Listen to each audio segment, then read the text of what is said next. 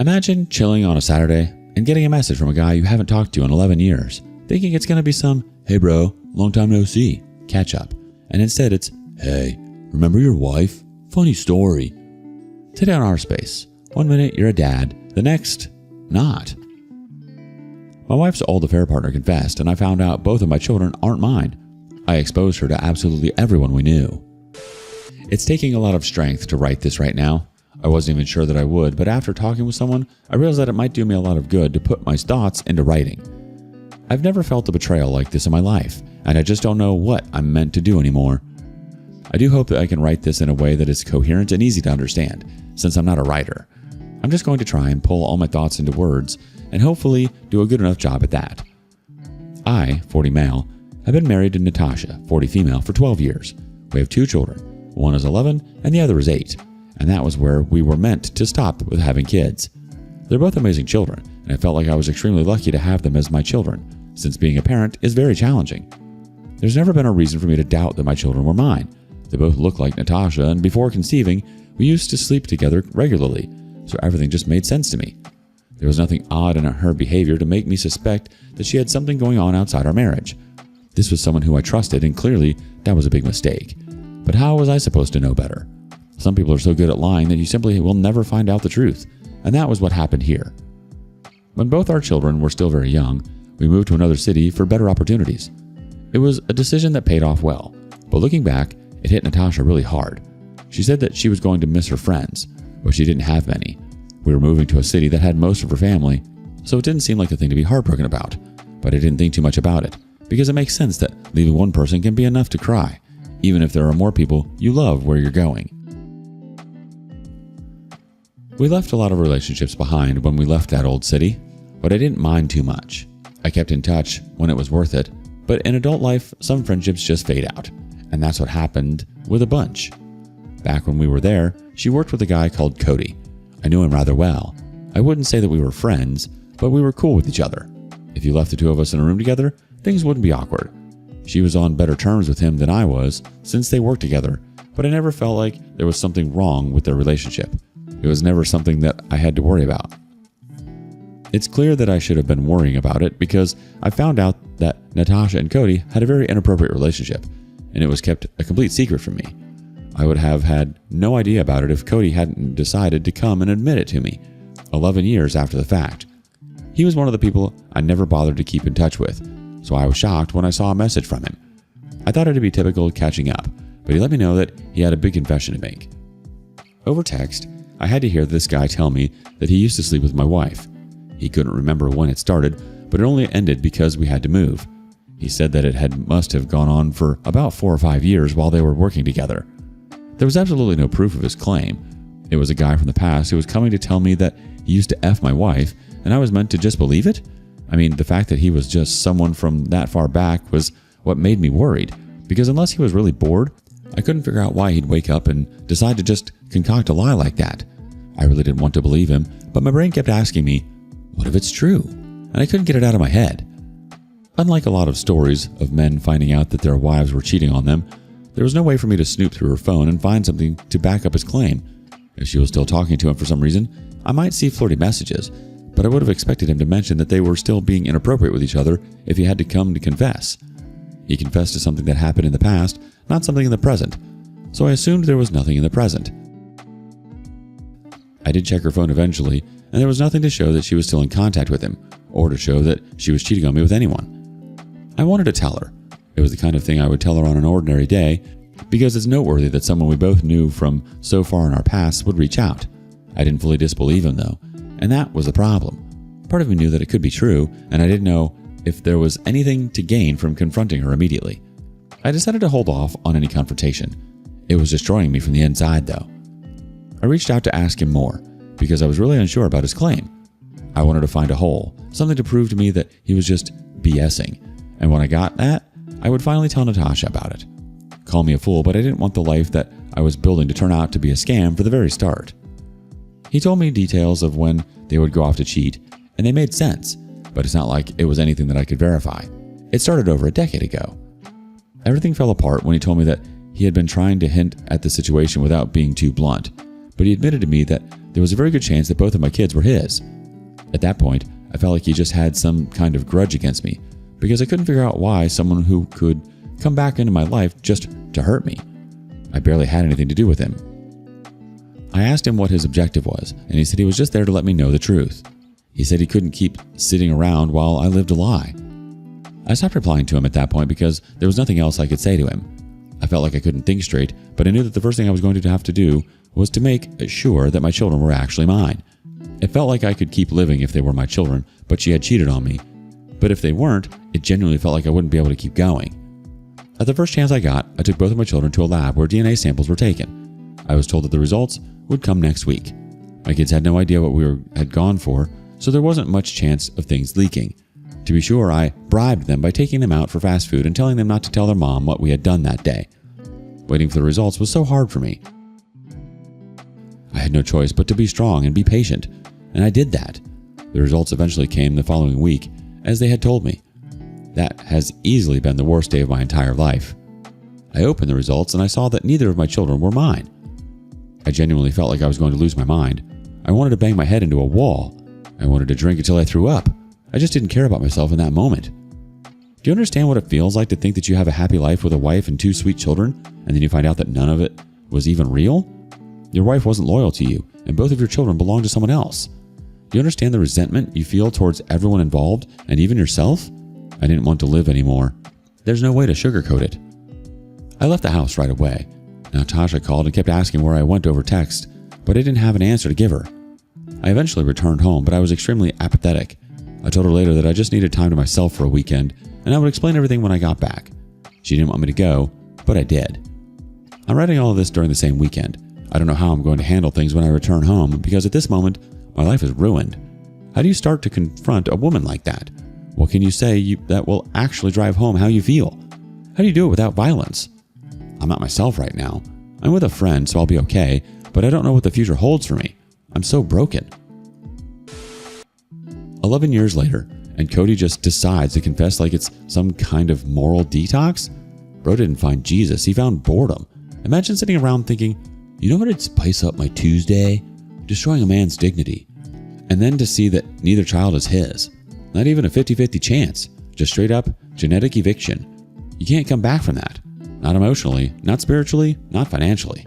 Oof. Update 1. First of all, let me thank everyone who reached out to me and everyone who left supportive comments to make sure I was okay. I felt alone, but a lot of you poured out so much love that I realized that I really wasn't alone in this. It is still the hardest part of my life, but you all have made it a little easier and genuinely stopped me from doing something stupid to myself. I confronted Natasha about the situation when I got back home after a weekend away, because I couldn't continue to keep it locked up. I knew that I'd go crazy if I had to keep forcing myself to lock up. I told her that I had been contacted by Cody from back when we were in our previous city, and she seemed very surprised. She asked me what he reached out to me for, and I told her that he claimed that the two of them had had an affair back then. She nearly jumped out of her seat, and then she started to deny it. She was way more defensive than she should have been, but she told me that he had always been a joker, and it was probably some kind of stupid prank he was trying to pull. I asked her why she thought that someone we hadn't seen in like 7 or 8 years would have chosen to pull a prank like that one on me, of all people, and she admitted that she didn't know. I told her that he also claimed that our children were his. She nearly lost her mind at that, and she said she was going to reach out to him right away to give him peace of her mind. I told her to calm down, because she didn't have to keep putting up an act. I let her know that the moment that he claimed that, I made plans to take the kids to a lab, and I had had both of them tested. When she heard that, her demeanor changed immediately. She was frightened, and she started to shake. I let her know that both of them were not my children, and I said that out loud. I couldn't help but cry. It was like it made it real. My 2 sons weren't mine. These were children I had loved deeper than anyone else on earth, and the love had been misplaced the entire time. She started to cry too, and she told me that she never knew. She said that Cody hadn't been lying, but it was a stupid mistake she had made back then. She regretted it, and she had never messed around after we moved. She said she didn't know which of us was the father, and it amazed me that she thought that was meant to make the situation any better, because it meant that the 2 of us had been sleeping with her at the same time. It only made me angry to hear that. She said that she was so sorry for what she had done, and that she had regretted it every day, but she knew that if she admitted to her affair, I would have left. She repeated that she didn't know that the kids weren't mine. I told her that she didn't regret the affair because it went on for about 5 years. It also went on after our first child. It only stopped because we relocated too far for it to actually continue. I told her that I had already tortured myself enough, and there was nothing she was going to say that was going to make it worse, so there was no point in her lying. I had stopped crying by then, but she was crying quite a lot, and it was really annoying me. I just walked out of the house at that point. There was nothing else for me to say to her, and there was nothing she was going to say that was going to change the reality of my life. I didn't even understand how I was meant to break the news to the kids. They were entitled to know their biological dad, but before that point, I needed to make it clear to them that I wasn't their real dad. And how was I meant to do that? I still don't know the answer to that, but I'll figure it out at some point. Natasha has been served with divorce papers, and to be honest, I think I'll try my best to reach a quick resolution rather than a long, drawn-out process. I don't care about winning the divorce, I just don't want to be effed over, that's all. Update 2. This will be a quick little update, but I have spoken to the kids. I can't even call them my children anymore, which kills me. I want them to be, but when there's a real dad out there, what role am I supposed to play? It was very hard, and it was another moment that made me realize how little I want to keep living. When I told them, the younger brother didn't seem to fully understand at first, but I didn't need to repeat myself before the older son understood. I told them that things had happened years ago, but we found out that I wasn't their dad. I made sure they knew that their mom was their mom. They cried. A lot. And I told them that I'll always love them, but I wouldn't be around much anymore, or even at all. It broke my heart, but I had to say that. But I had to tell them the truth, because I had no idea how things would play out for me in the future. After that talk, I left the house. I couldn't continue to live there, especially after everything in my life turned out to be a lie. There's really nothing left to make me as happy as I deserve to be. For now, I'm going to focus on the divorce process so that there can be a clean split, and after that, I'll figure out what I want to do with my life. Update 3. I'm now officially someone's ex-husband, and in this case, I'm incredibly happy that I can say that. There was no reason for me to have anything else to do with that woman. When it came to the divorce process, the first thing I focused on was making sure that custody was entirely out of the way. I had the court order another paternity test, and part of me hoped that the results were going to be different, but they weren't. That meant that I didn't need to worry about custody or child support. I let the house go because I simply wasn't interested in it. That house had way too many memories for me to choose to stay in it, and it was too big for me to be alone anyway. It felt like I was giving it up for those kids, not for Natasha. I earn more than her, but somehow I managed to squeeze out of paying alimony, and that makes me glad, because it means that there is nothing to tie me to Natasha in the future. That's good enough for me. The divorce was uncomplicated, and I was thankful for that much. I messaged Cody, and I gave him my full thoughts on the situation. I told him quite honestly that I hated him, and I wished him the worst, but I told him to take care of his children because I loved them, and they deserved love too. That was all I could do to him. For Natasha, however, I chose to hurt her in the way I knew it would hurt her the most. She's the kind of woman who tries to live her life very privately. People do not know things about her, though she loves to gossip about other people. I chose to remove that mystery from her life. I wrote a very long post about her on Facebook, which is the social media platform she uses the most. I tagged her in it. I put pictures of the paternity test, and I also put pictures of her. The post explained the entire situation, and I made sure to put her in the least flattering light possible. I made sure everyone learned that she was a scumbag. I might not have done this if I hadn't had to tell those children that I wasn't their real dad. That's what hurts me the most in this entire thing. It broke me in a way that I can't describe to do that. I realized how much I hated her when I did that, so I just had to show it to the world. I called her parents, her friends, some relatives of hers that I knew, and I told them all as well. She kept trying to call me, but I kept hanging up on her. I even posted it on a Facebook page for people who worked at her company. I didn't want to spare her from the embarrassment. She called me, and she was clearly angry, but I think somewhere inside, she knew that I was merely reacting to what she had done, and she had no right to direct that anger at me. I'm glad that she didn't, because even when I confronted her, I kept my emotions in check. Over the phone, I only told her that she deserved everything that I was doing. She didn't say anything, but I know she knows it's the truth. She started to cry over the phone, and that's when I hung up on her. I've seen her and the kids a few times since I did that, and she engaged me as little as possible, which is what I prefer. They were really happy to see me, and it hurts because I can't keep doing this to them. At some point I'm going to have to stop, and it will break me inside, but I'll deal with that when the time comes. The truth is, they were a reminder of the biggest betrayal I've ever had to endure, and a reminder of the worst time of my life.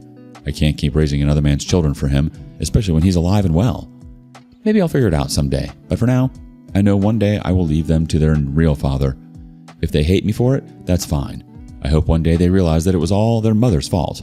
I always did my best for them. That confrontation, phew. She really tried to gaslight her way out of a DNA test. Like, ma'am, science isn't a prank. You can't charm your way past genetic evidence. You didn't humiliate her out of spite. You told the truth out loud of her being forced to live a lie for over a decade.